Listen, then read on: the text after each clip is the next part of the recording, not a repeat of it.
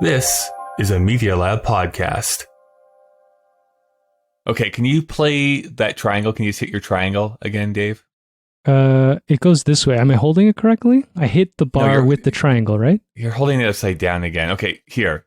Now, hit it again. Great. Now, I'm going to try my stupid trumpet here. What are we doing this for again?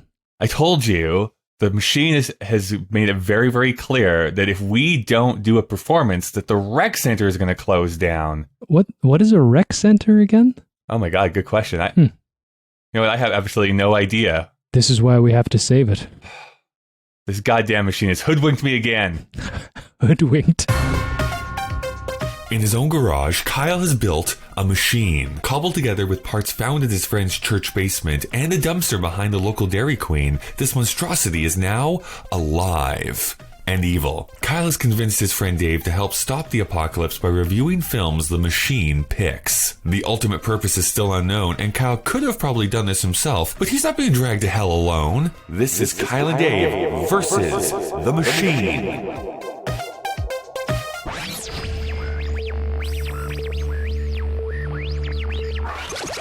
Oh, you don't know that this show actually takes place in the 1950s? I should have made that very, very clear. Welcome to Kyle and Dave versus the Machine. My name is Kyle. And my name is David. And I'm the machine. This is a podcast where a sentient machine forces us to watch movies in order to prevent it from initiating the apocalypse. Although we do tend to talk about the ideas of the movie rather than the movie itself. And for some reason, this machine really wants us to talk about the year 1999. We continue on this week by talking about the movie Superstar. Ever since I was a little girl, the one thing that I wanted more than anything in the entire world was a kiss. Please, God, send me someone to make out with and to kiss like this. To dream the impossible dream. You drive me crazy. The unreachable star. Sorry. I was just doing my part to save the rainforest. And one day, I saw the one who I wanted to kiss. Sky Corrigan. Is that the prettiest girl in all of St. Monica's? All signs point to yes. Then it hit me. There was only one way I'd ever get what I wanted. I would have to become exactly like those people in the movies. I would have to become a superstar. Dave, we definitely need to start here. This is a film based on a Saturday Night Live character. So I want to go, basically, what is your experience? What is your backstory with Saturday Night Live as the institution, this character, and then finally this movie? Wow. Blanket statement, big Saturday Night Live fan. I think I started watching it during the so-called golden years of the Mike Myers, Dana Carvey, Phil Hartman, Chris Farley, that era, early 90s. And I was allowed to watch just because we had something called a VCR, which could tape... A video containment recorder. Which could tape cable television shows that occurred at night. Oh, you had cable television. Wow, look, a fancy Torontonian over here. That's how we do. And then I could watch it on the Sunday when my parents weren't paying attention. I mean, all that stuff was, you go to school and you have to talk about... It's kind of like The Simpsons. Simpsons was Sunday night, at least where, in the metropolitan areas of the country. Kyle, it was on a Sunday night. We got it 5 weeks later on a Wednesday. That's they had to deliver it first. Our delivery of Simpsons episodes. It came in the mail.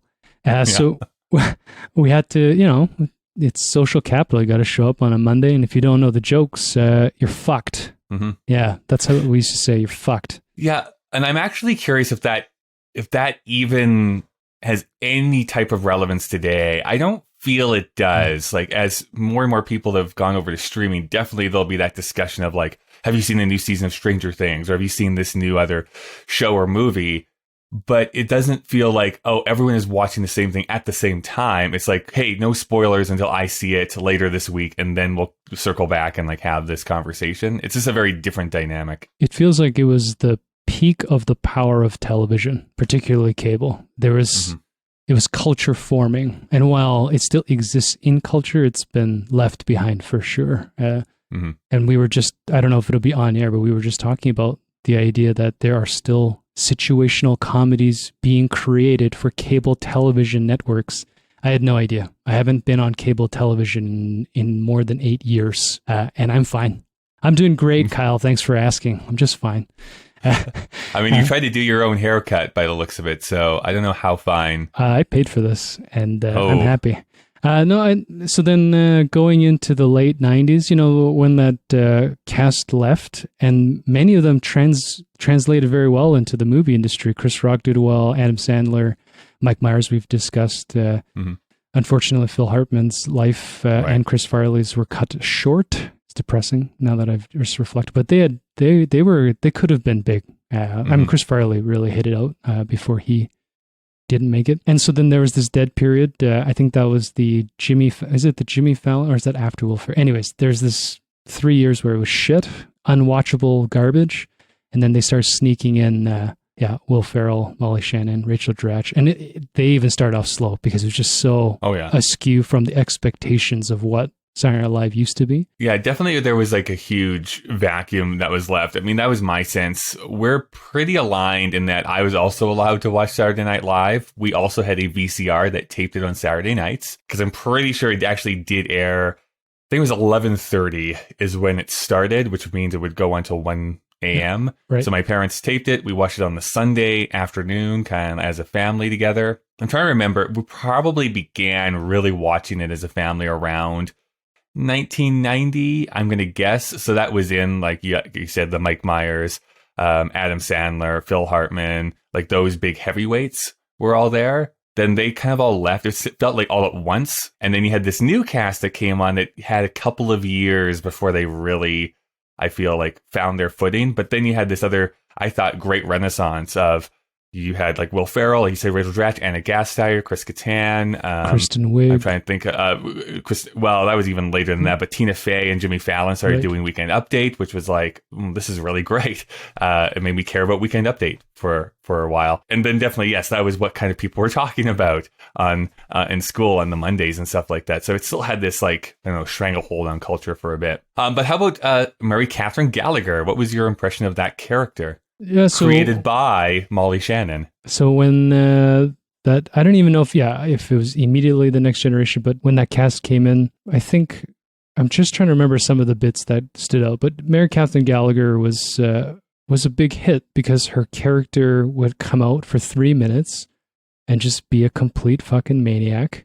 And, there'd be a minimum of one armpit smell, one crash landing jump into some shit, and then a beautiful lunge finish. It was succinct, and it was hilarious, actually, just to watch Molly Shannon make a fool of herself. I mean, this is always the recurring criticism of most Saturday Night Live movies, which is like, okay, you've taken this 3-minute sketch and tried to stretch it to 90 minutes, and there'll be debates about which ones succeed in that and which ones don't. But it is kind of hard to take what is, in effect, a either one-note joke or something that can sustain a sketch to be like, does this really have the legs to be a feature-length film? I'm trying to remember if any of them did. Wayne's World, I guess, but...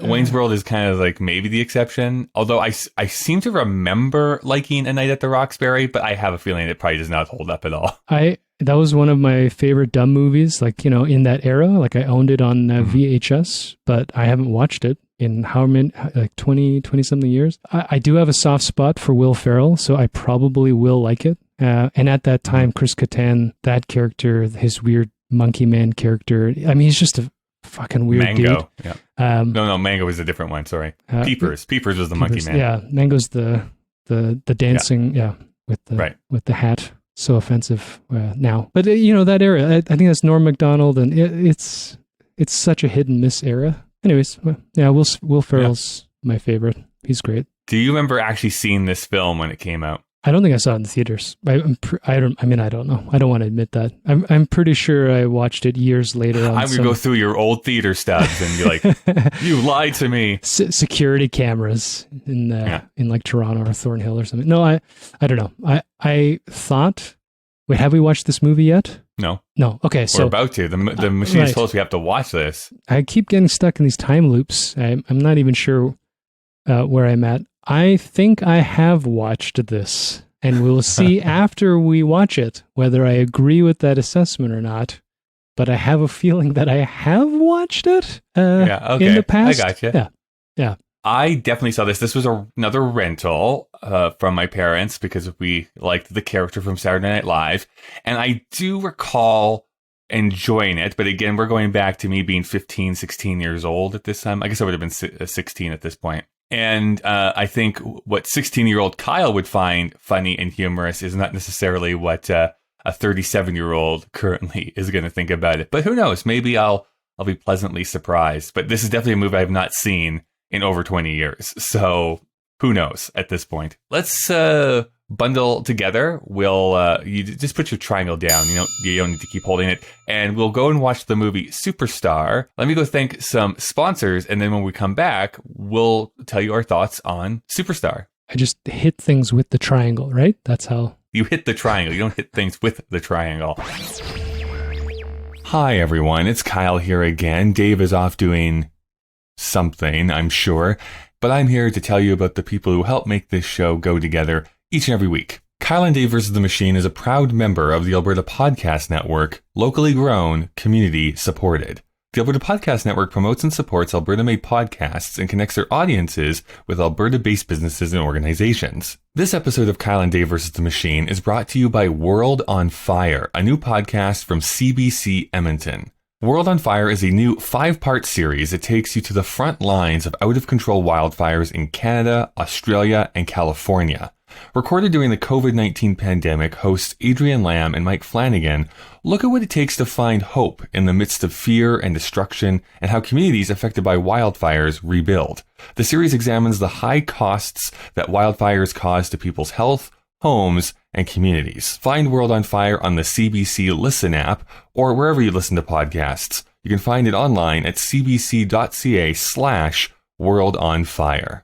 This week, Kyle and Dave vs. the Machine is also brought to you by the Alberta Podcast Network, so let's go and listen to one of our other great shows.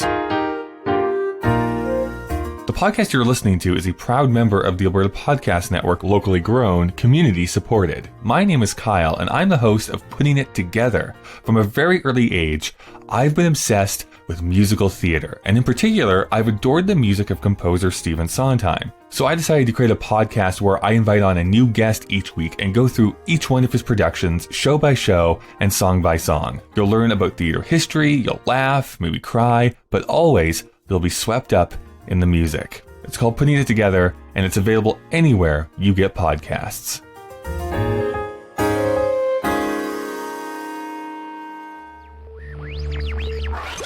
Dave, what were your thoughts on that? I think the best part is that it was under 90 minutes long. I know, wasn't it? Don't you wish we lived in a world where there was more sub 90-minute movies that came out? Oh, man.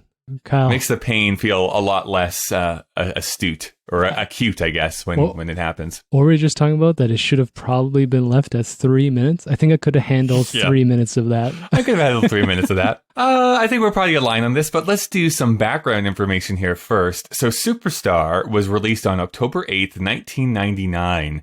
The other film that was released that day was Random Hearts, written by Kurt Ludke, directed by Sidney Pollack, starring Harrison Ford, Kristen Scott Thomas, and Charles S. Dutton. Oh, those are big names. I know. Sidney Pollack, big time director. Harrison Ford, big time actor. It is currently rated 5.2 on IMDb. It is rated 42 on Metacritic. On Rotten Tomatoes, it is 32% with critics. That's based on 74 reviews. And then based on 64,793 reviews, the users give it a 60%. What? Which is basically like an F when you look at Rotten Tomatoes. If users give it a 60%, like they do not like this movie. It should be lower. It is available on only DVD. There was no Blu-ray release of this movie. You can rent it or buy it on iTunes or on Google Play Movies. And you can also stream it, at least in Canada, on Amazon Prime. Its budget was $34 million. Wow. It opened to $8 million. It would go on to make $30 million domestically. it did not have an international release, so it ended with $30 million. So a loss for the studio. That's $47 million with inflation. The plot description from IMDb is: a nerdy Catholic schoolgirl, Mary Catherine Gallagher, dreams of superstardom. So that's a succinct overview of what this movie is about, I guess. That's the best part of this episode so far, that it had a very succinct and to the point synopsis. Perfect. Yes, this plot features actors acting in a movie. We use a very loose definition of the word movie, but there will be quote unquote actors in it, quote unquote acting. Those actors include Molly Shannon as Mary Catherine Gallagher, Will Ferrell as Sky Corrigan, and also Jesus, Elaine Hendricks as Evian, and Harlan Williams as Slater. So let's start with Harlan Williams. Harlan Williams was born November 14th, 1962. His first film role was in Dumb and Dumber as a state trooper.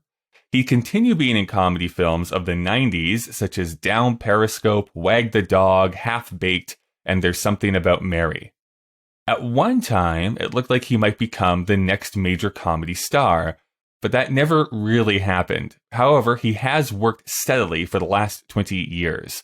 By the mid-2000s, he had begun doing voice work in animated projects. The major films would be Robots and Meet the Robinsons. He's continued doing voice work in the last few years, appearing in such series as Robot and Monster, Jake and the Neverland Pirates, Skylanders Academy, and Puppy Dog Pals. Up next is Hollywood, and I need to actually read out this pun, or else I don't think it makes sense. So Hollywood, but with wood spelled W-O-U-L-D. So Hollywood. That's witty. It's an animated series which is described as two out-of-work screenwriters deal with the day-to-day craziness that is Hollywood. Oh, God. Elaine Hendricks. Elaine Hendricks was born December 28th, 1970. Her first film was something called Last Dance in 1992. She'd appear in guest spots in a few TV shows such as Doogie Howser and Days of Our Lives. The late 90s would give her a few big roles in films like Romeo and Michelle's High School Reunion, the remake of The Parent Trap, and Molly. She returned to doing TV guest appearances in the early 2000s. She's continued to work up until present day.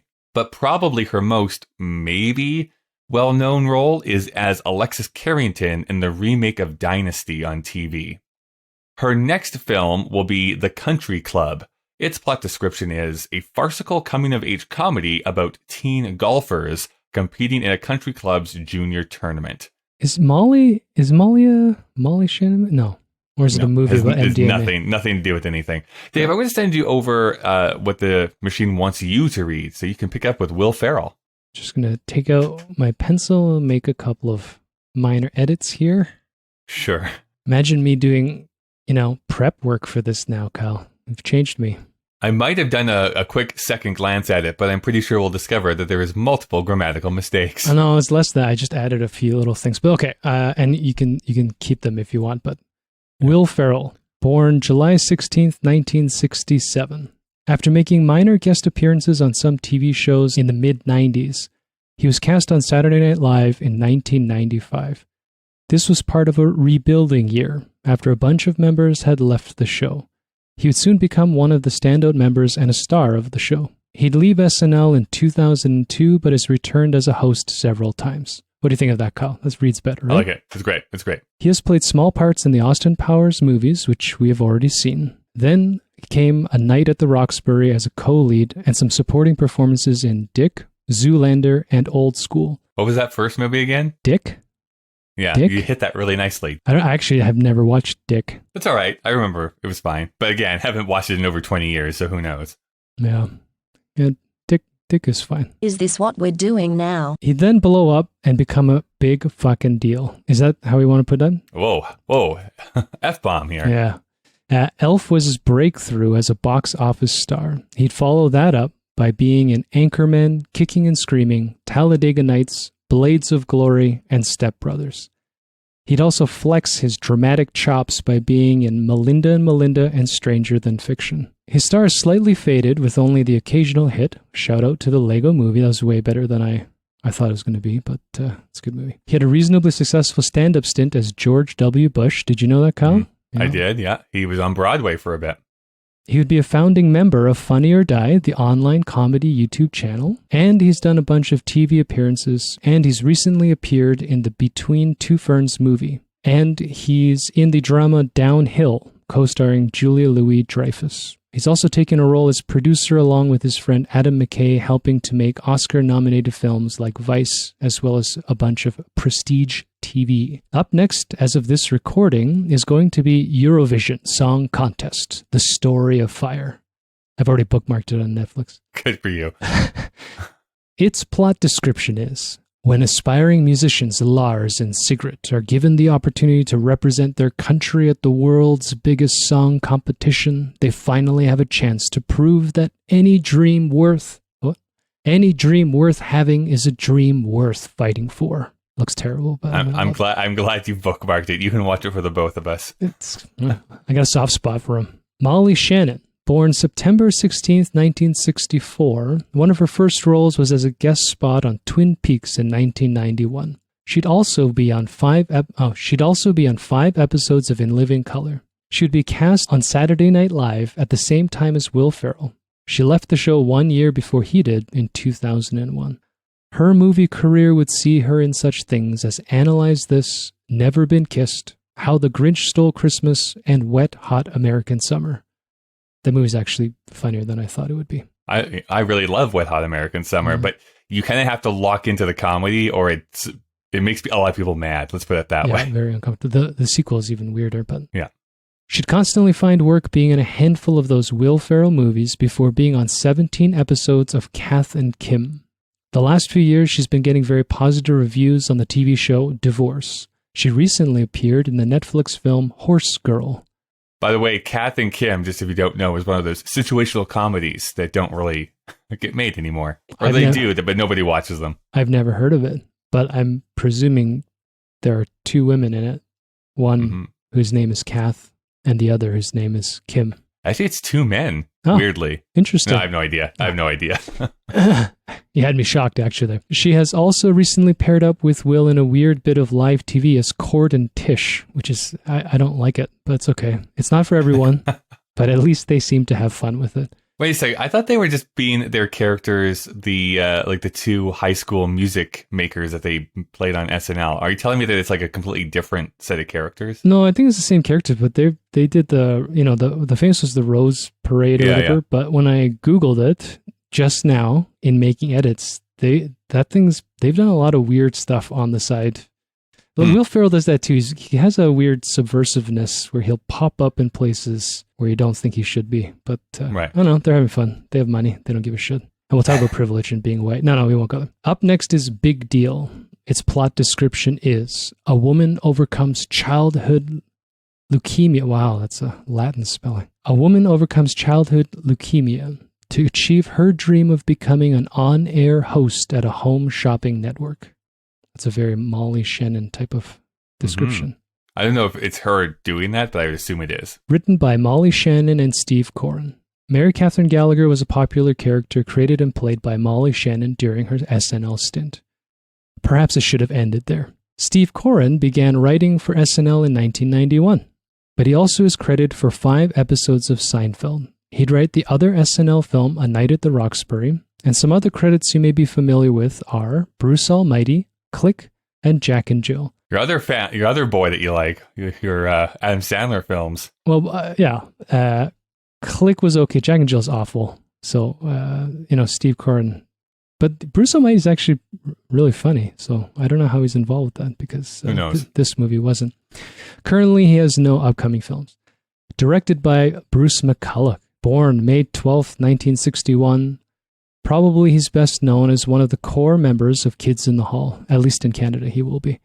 Absolutely, yeah. He starred... Actually, I don't know. I know that there's certain people who know Kids in the Hall in the United States, but I just don't think it was as big down there as it was up here. I mean, so many of them kind of got into American comedy a little bit as side characters, but yeah, a couple of them were on SNL for like a season, so... Well, the guy that plays the priest in this, wasn't he on there for a little bit? And can't remember his name. But Yeah, anyways. doesn't matter. He starred and helped write all 82 episodes from the original run of that show, of the original run of Kids in the Hall, since we just talked too much for that sentence to make sense. He'd also write the Kids in the Hall film. Oh, yeah, and what's his name? Had the hit show, News Radio. But yeah, Dave Foley. I love News Radio. It's a great show. Sadly, as we talked about again, kind of funnier. I mean, John Lovett's great, but Phil Hartman is fucking hilarious.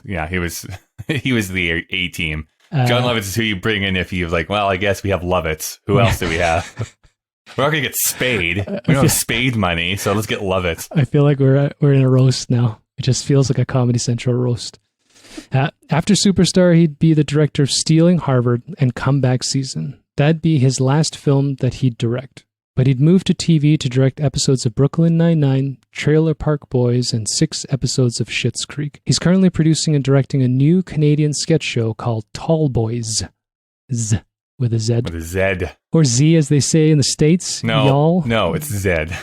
Up next is a new season of Kids in the Hall, which is apparently coming 2021. That can't be good. We'll see. It can't be. I mean, they did a little mini-series here a couple of years ago, which had, I think, a mixed reception. So I don't know how a new season of Kids in the Hall will play. I'm just trying to remember the last time I saw an episode. It's kind of like I came across a little bit of Monty Python from first airings, like on YouTube, and a little bit of Fawlty Towers. And there's moments where I'm like, oh yeah, this is still genius. And there's parts where I'm like, I don't know. It's dated. Well, it's getting dated a little bit. Oh, 100%. And there's no way around it. It gets dated. I don't remember if I had this conversation with you, but there was actually an interview. I don't know if it was with Bruce or one of the other kids in the hall. I can't remember now. But they actually posed that question about why do you think people still will watch Kids in the Hall versus, say, Saturday Night Live sketches from like that same time period, just as like a base on sketch comedy. And he had the person that they were talking to had such an interesting response, which was, when your comedy, like Monty Python, so often veers into like the really weird or surreal, it has a better chance of surviving through time rather than like, let's do a joke on Henry Kissinger, because like the context goes away and people don't know who you're talking about anymore. Or like this thing that's really important in the news right now becomes not important 15 years later. So when you stay in surreal, stay weird. Not a comment on the things that are going on in the news right now, right, Kyle? We don't want to. Oh, we're going to get into it. Maybe in our next film. Who knows? But that's the thing, right? Is like, I think surreal comedy, like Kids in the Hall and like Monty Python, while there's absolutely stuff that for me does not work, there's more than enough stuff that like, oh, this actually still works because they're just being weird and funny, and it's still good. Kids in the Hall definitely had the intention of pushing the envelope a lot more than SNL was allowed to. Oh, 100%. Yeah. Plus, when you air on Canadian television, you're able to get away with more stuff than what network TV in the US can. I was just going to say, that's such a big point for Canada. I mean, say what you will about our abouts. What are our boots?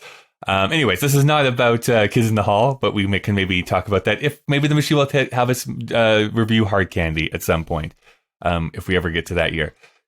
So let's rip off the Band-Aid. Dave, what is your review impression of the film Superstar?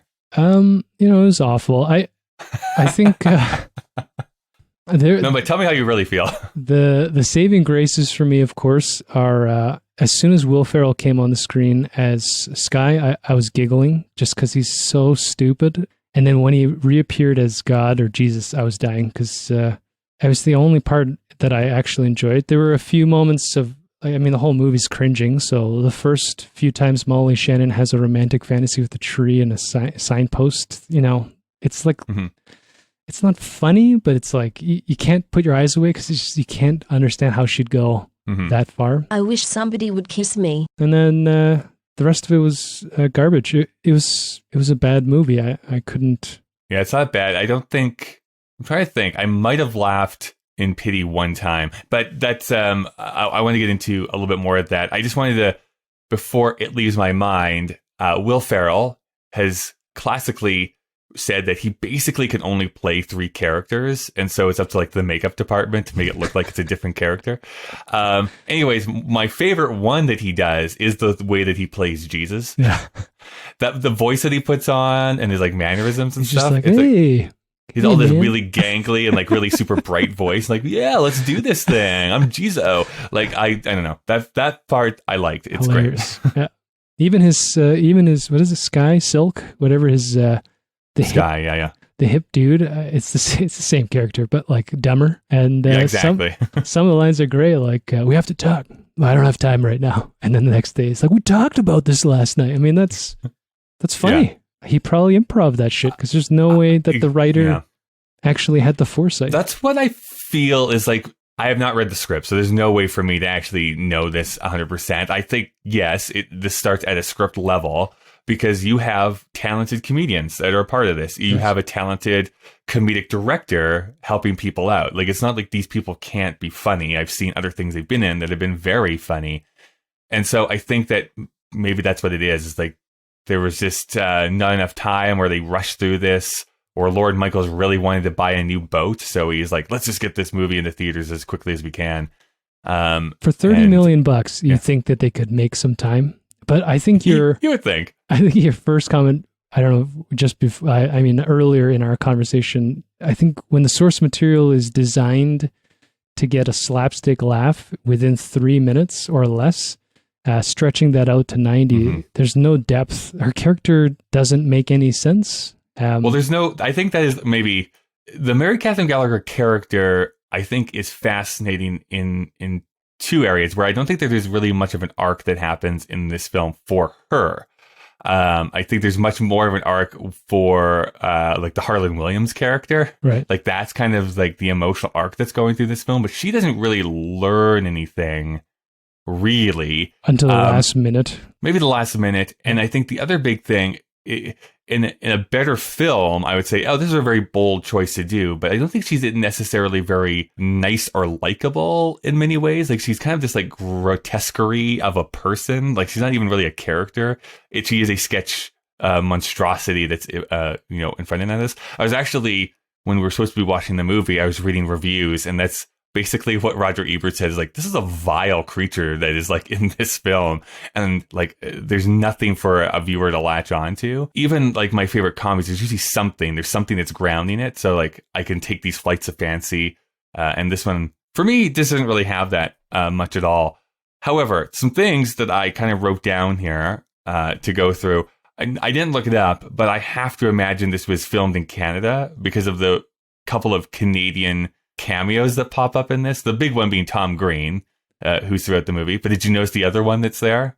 Actor? No. I don't know if you were ever a Much Music viewer, but Rick the Temp is in there. On the red carpet. On the red carpet for like a half second, yeah. You know what's funny about saying it was shot in Canada? If I were watching this movie with my wife, we both commented in the opening, passing some of the street shots for the house, that it looks like houses in Toronto. It just looks like a street in Toronto. Pretty sure this was filmed in Toronto is what my guess would be. Who'd want to live in Toronto? One of my recurring things that I loved about the Mary Catherine Gallagher character, even in on Saturday Night Live, though, was her references to the made-for-TV movies.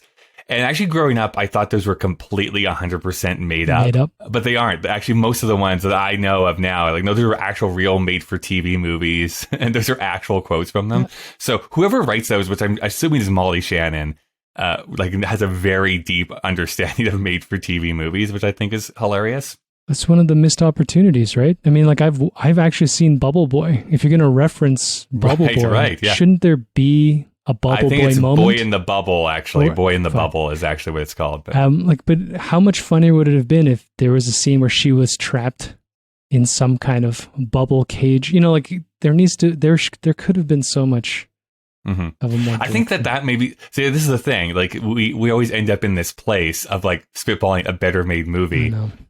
This is why they should pay us millions of dollars to script doctor things. Wait, but I think we're not getting paid millions of dollars for this. No, the machine takes all of it. Like it was a weird contract we signed. Legally, I own your blood. We really should have read it before we signed away 98% of our income to the machine. There seems to be like this really obvious through line that you have this person who's obsessed with becoming a star. You have her love made for TV movies. So why not use the made-for-TV movie theme to like get her to the end, where it's like, oh, like this is just like this person and I have to rise above it, and like she goes on, and maybe even have a cameo from one of those people that are in the movies. You have cameos from a bunch of other people, so why not? Well, I don't know if this will be in the trivia, but yeah, I read up as well in my boredom, Googling that the grandma... It's interesting. The only thing, I don't want to watch this movie again, but I did notice in one of the climactic scenes, the grandma's watching herself on television. And I have a suspicion that everything she's watching is a movie that she was in, but... could be. That grandmother is Glynis Johns, which I wrote down. Glynis Johns with 3 exclamation points behind it. Mary Poppins, yeah. She is the mother of Mary Poppins, but there's also one of 2 Stephen Sondheim references that are in this movie.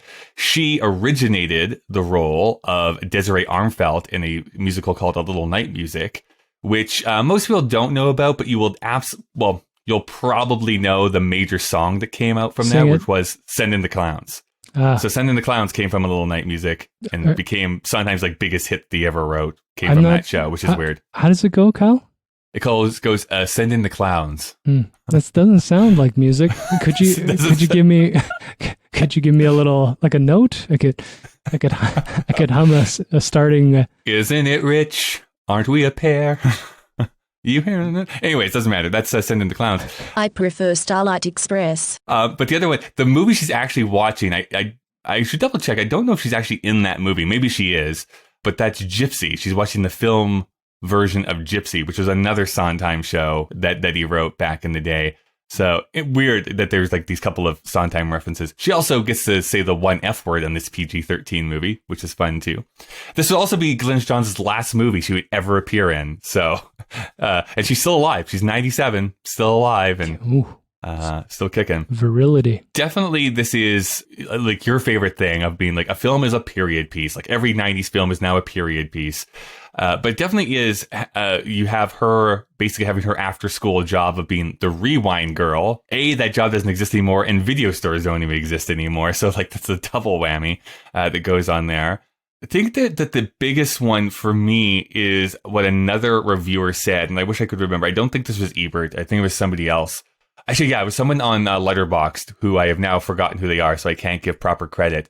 But what they were saying was, the PG-13 actually kind of ruins this film. I think it's fighting in itself of like staying within that rating, where it's like either go full like R-rated and just go like raunchy and gross, or stay like super peppy, happy, almost like a Mean Girls or something like that, or Easy A or something like that, where you could stay maybe a PG. I actually don't know what they're rated, but something like that, which is not like aggressively R-rated or anything like that, but a little bit more preppy and fun. And it never seems to really strike that balance.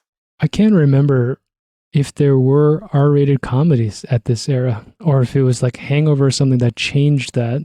Because no matter how dark a comedy could be, the idea of a comedy being like, so in some of these moments where she's really going off, and to extend that.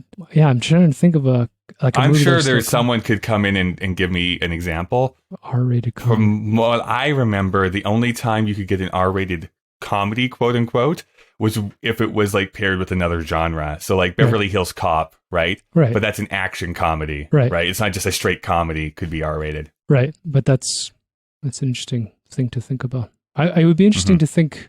I mean, to find out, is Beverly Hills Cop an R-rated movie? Well, it's not like I have a computer sitting right here in front of me. No, I mean, Dave. you build sentient machines, but you don't have Google. So, we'll just move on to the next point. Let's stop the show dead because you need to know. So Beverly Hills Cop came out in 1984, rated 18A in Canada. So it would be rated R in the United States. Okay. I mean, it's pretty... It's a hilarious movie, but yeah, there's actually quite a lot of cocaine use, and there's prostitutes and strippers. That's G-rated to me, buddy. That's G-rated to me. Honestly, it is now. It feels like that, don't you think? There's some stuff that Emerson's watching that's classed Y7, where I have to like take a pause. I mean, it's not cocaine and strippers, but you're kind of like, it's like, wow, Sesame Street has really changed since I've been able to see it. The idea of a child's adventure has changed quite dramatically. Big Bird's addicted to crack. It's just like, anyways. That's how it sees Snuffleupagus all the time. One of the things, I mean, speaking about rewriting this movie, I think one of the hardest things visually, and this is such a mean thing to kind of say, is that everybody's too old.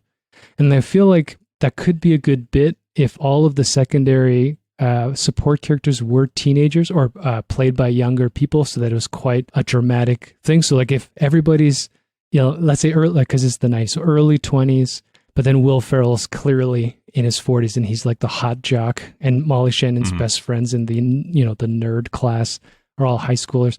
I mean, even the horny dude, I mean, look, he doesn't come off as a teen. He comes off like a pedophile. He looks disgusting. Right.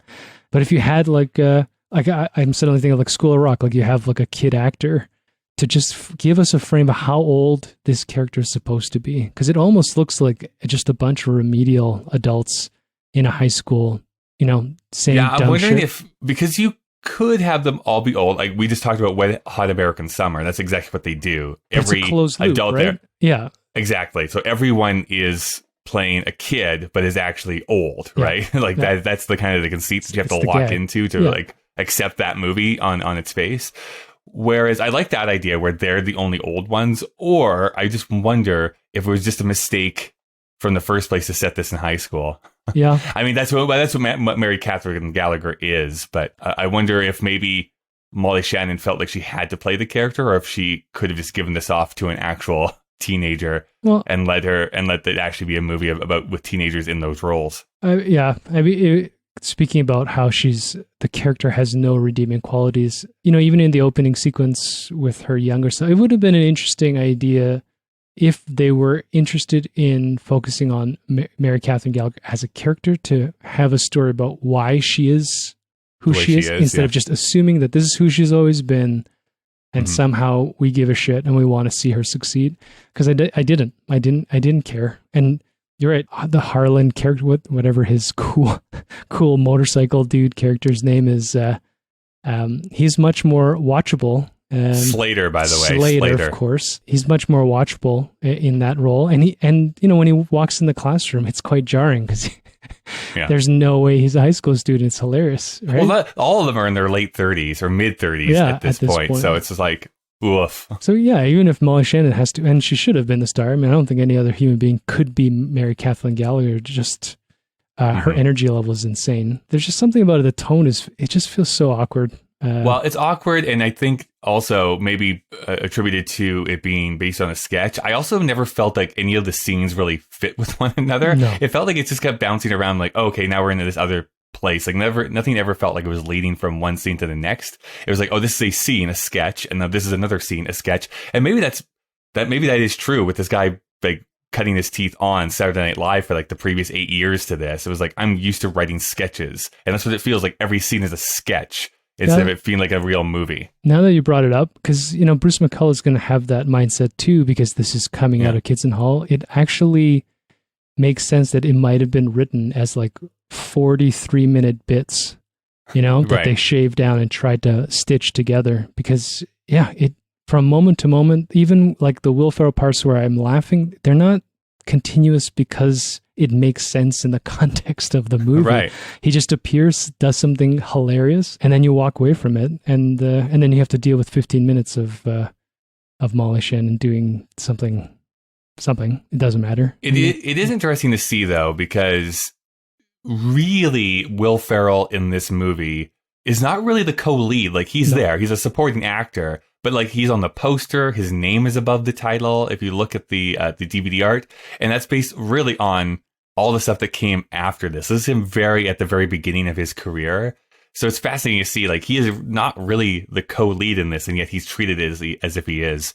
I wonder, in the marketing, at least. Yeah, I wonder if we could get a time machine and see the actual. I mean, I bet this movie wasn't marketed very heavily, anyways. Just the way that it might have come out. But my memory of it, and this is just an infused thing, is like a yellow picture with Molly Shannon on it.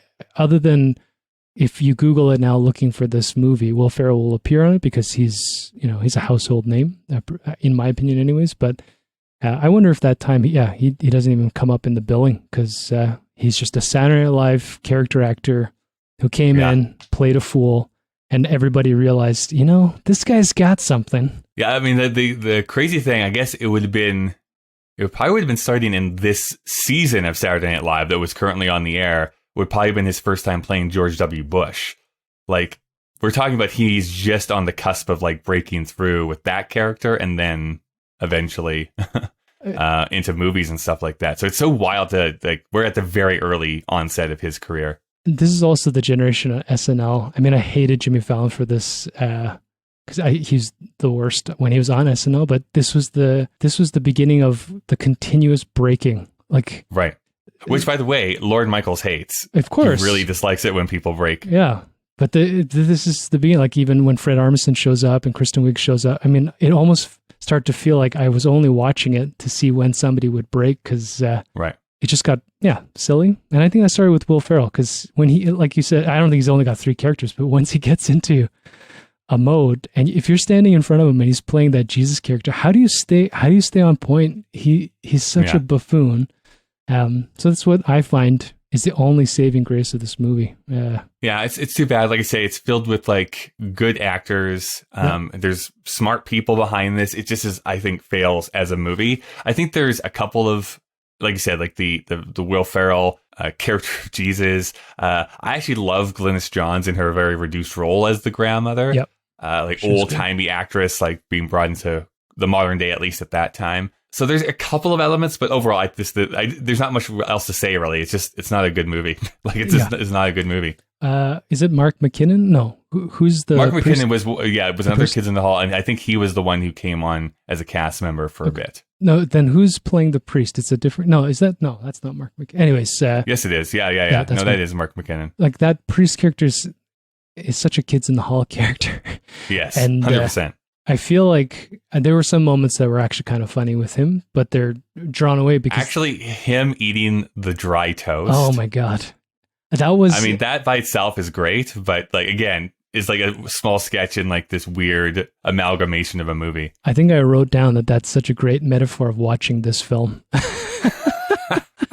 Just eating a piece of dry toast. Burnt dry toast, and looking like the look on his face. And then, he's like, so who broke the good toaster? Like, it's just, yeah. I mean, how perfect is that as a summary of this movie? We're done here. All right. The machinist told us that we need to wrap up here. Not much for trivia here this week. All I can tell you, Dave, is that the name of the town in which they live is called Besame Heights. Besame means kiss me in Spanish. Besame Mucho. That was a song. Besame was it? Mucho. Yep. Was that also in A Little Night Music? Was that one of the other songs?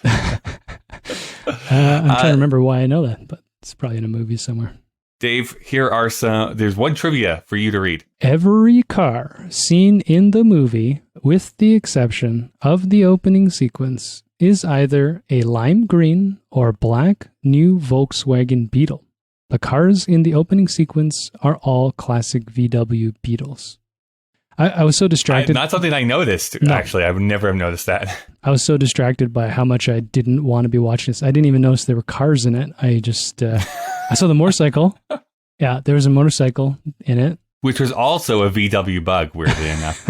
All right. Well, I guess that brings us to having to rate this film, Dave. We have this entire list going on about what our top movies of the year 1999 are, the ones that the machine is giving to us, and it forces us to rate these each and every week. If you want to see the full list, you can do so by going to Letterboxd, our Letterboxd page, letterboxd.com/KDVSTM. There'll be a link in the show notes, of course. And then KDVSTM, that's Kyle Dave versus the Machine, will also be where you can find us on Instagram and on Twitter. Dave, what are you going to rate this film out of 5? Well, I mean, it's at least a solid 1. But I kind of want to give a 1.5 just because I like Will Ferrell. I know he's only in it for probably less than 10 minutes of screen time, but if I could just slice out those frames that he's in, he's great in it. So I'm going to go with a 1. Fuck, I should stay at a 1 maybe, but I'm going to go with a 1.5. 1.5 for the Ferrell quotient. I'm being, I think, probably epically nice to this movie because I don't like it, but it's not. Maybe I'm just basing it on the other films we've seen this year. It's just not as aggressively awful as some of the other ones that I've had to sit through. So I'm giving it a 2.5 is what I'm giving this. So Not good, but there are a couple elements, but I'm probably never going to watch this film ever God, again. No. Like, never again. That means that averages to a 2, which means it's tied. It is tied currently then with Varsity Blues. Do you think this movie is better or worse than Varsity Blues? Worse. Yeah, categorically worse than Varsity Blues. Okay. Yeah. I'm going to agree with that. So that means that entering our list at number 21 is Superstar. Superstar. We should also probably see what we're going to be reviewing next week. Let me just push this button here. Oh, it looks like another comedy, hopefully better than this one. But I don't think I've ever seen this. Drop Dead Gorgeous is going to be our film that we're going to watch next week. Have you ever seen Drop Dead Gorgeous? I don't know. I'm drawing a blank on the name. Yeah, I don't know if I even know what that is about. So I look forward to it. I have to start questioning the machine. I thought we were supposed to be watching hits. I don't know if it ever mentioned hits. It just said movies from 1999. We missed Red Violin for this shit, man. I'm pretty bitter. You and the Red Violin. It's a good movie. You should watch it already. You know, go watch it, Kyle. And then next I've seen it. I've seen the Red Violin. All right. It's a good movie. Some better Canadian than Superstar. pablum. Better than Superstar. Well, yes, it's better than Superstar. We can agree on that point. Okay. Well, I guess we should continue practicing. So I hit things with the triangle. No, you hit the triangle. You don't hit things with the triangle. No, I don't get it.